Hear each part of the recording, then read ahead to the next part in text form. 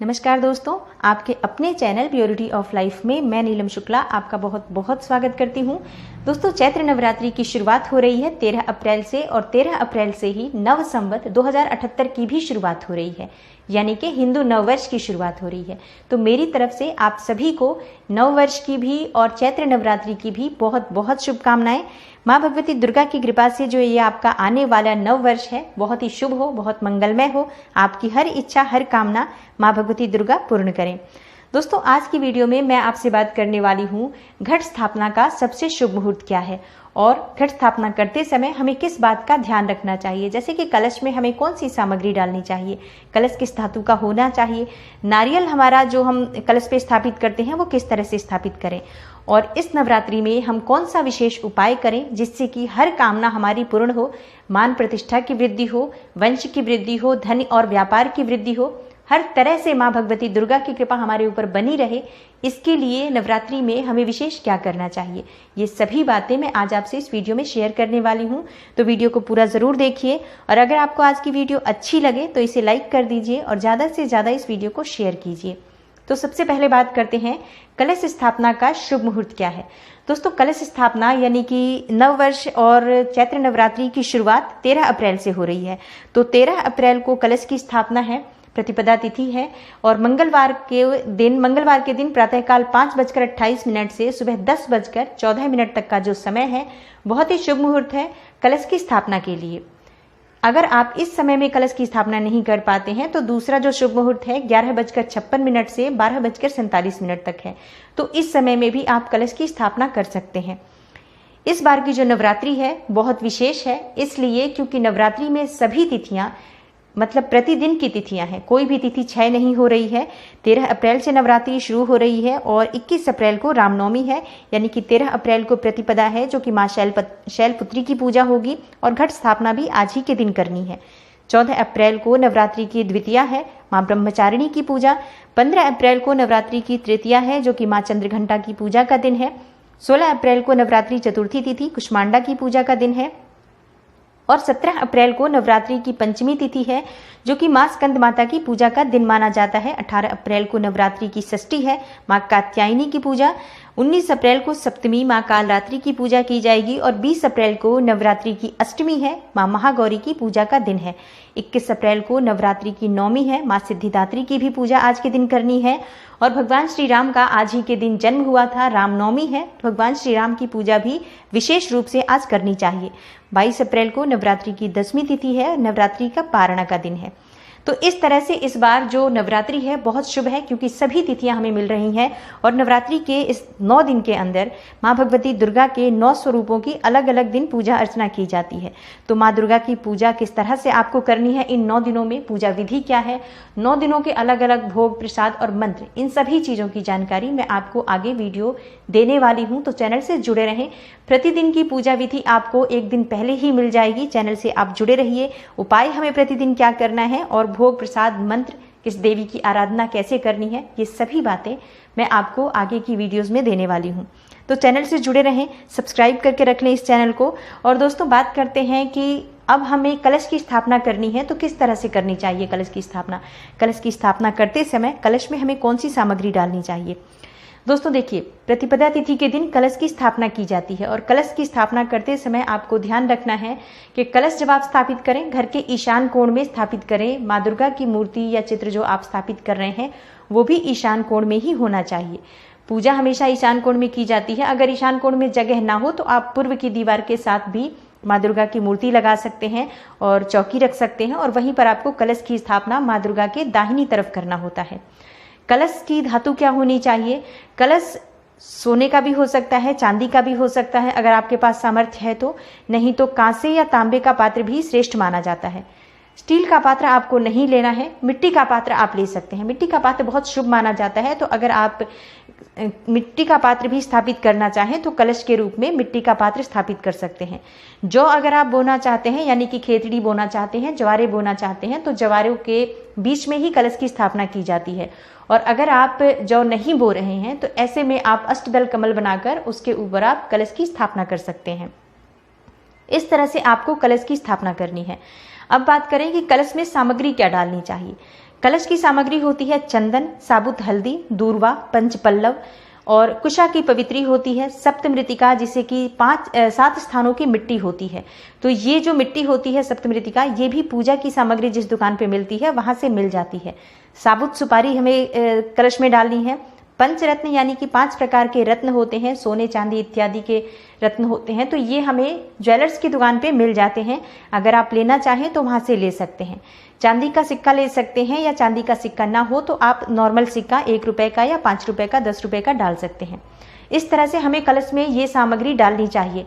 लेकिन अगर ये सभी सामग्री आपके पास उपलब्ध ना हो तो जो भी सामग्री उपलब्ध हो, जैसे कि साबुत हल्दी ज़रूर डालनी चाहिए, दूर्वा ज़रूर डालना चाहिए, सुपारी ज़रूर डालना चाहिए और एक सिक्का ज़रूर डालें आप, चाहे चांदी का डालें या फिर कोई सा भी सिक्का डालें। और पंचपल्लव जो कि आम के पत्ते हों या अशोक के पत्ते हों, ये हमें कलश के ऊपर रखना होता है।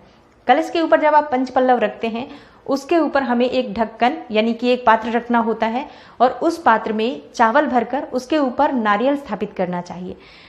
कलश के ऊपर जो हम पात्र रखते हैं उसे खाली नहीं रखना चाहिए, उसे पूर्ण पात्र कहा जाता है। उसमें आप चावल भर के और उसके ऊपर ही आप कलश के ऊपर जो नारियल रखते हैं वो नारियल रखें। नारियल में आप कलावा लपेट सकते हैं, और कलावा अगर नहीं लपेट रहे हैं तो आप लाल वस्त्र भी उस नारियल के ऊपर लपेट सकते हैं। स्वास्तिक नारियल के ऊपर भी बना दीजिए और कलश के ऊपर भी स्वास्तिक जरूर बनाना चाहिए।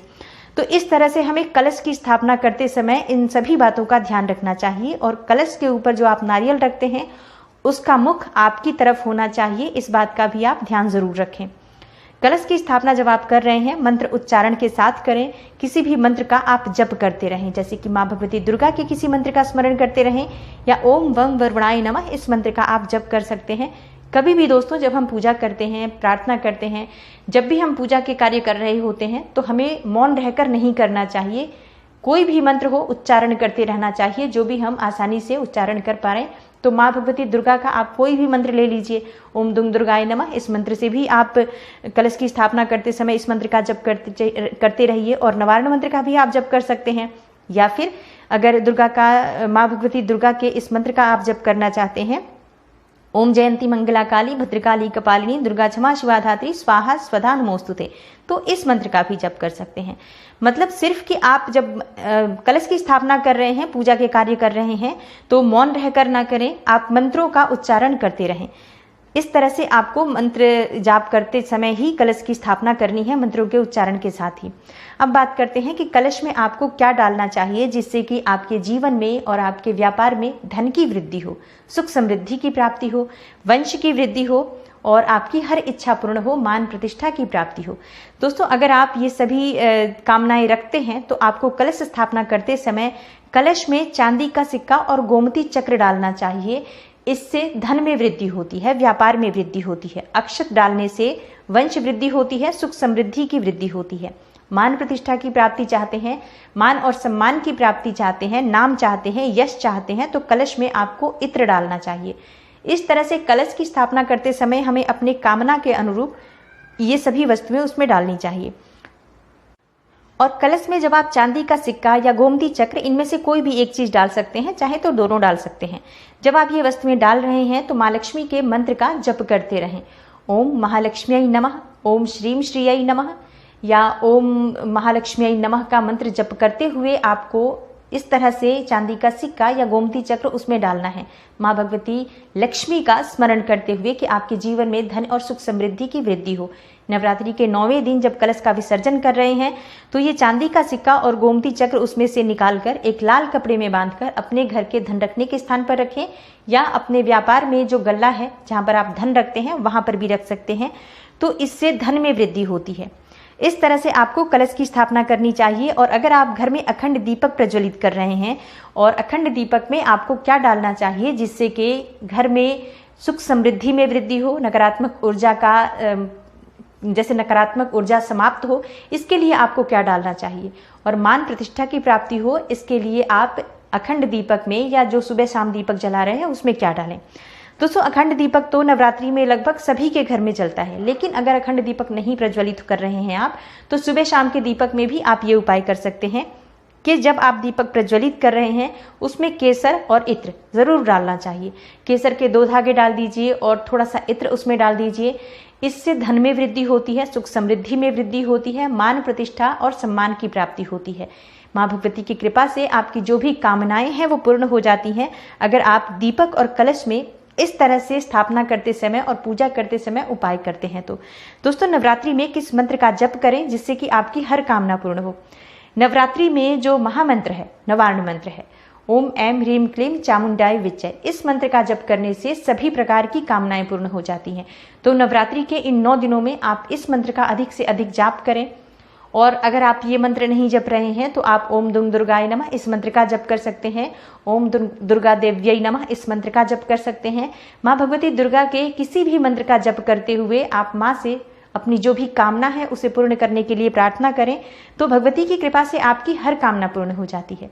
तो आज की वीडियो में इतना ही, और अगली वीडियो में मैं आपको शेयर करने वाली हूँ कि नवरात्रि में हमें कौन से काम जरूर करने चाहिए। हर नवरात्रि में अगर हम इस तरह से काम करते हैं, ये कार्य करते हैं, तो हमारे जीवन की हर कामना पूर्ण होती है और सदा सर्वदा माँ भगवती की कृपा हमारे ऊपर बनी रहती है। तो अगली वीडियो भी देखना आप ना भूलें, चैनल से जुड़े रहें।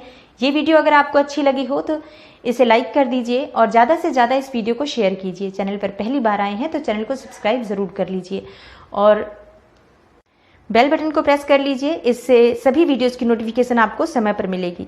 मैं मिलती हूँ आपसे अगली वीडियो में, तब तक के लिए नमस्कार।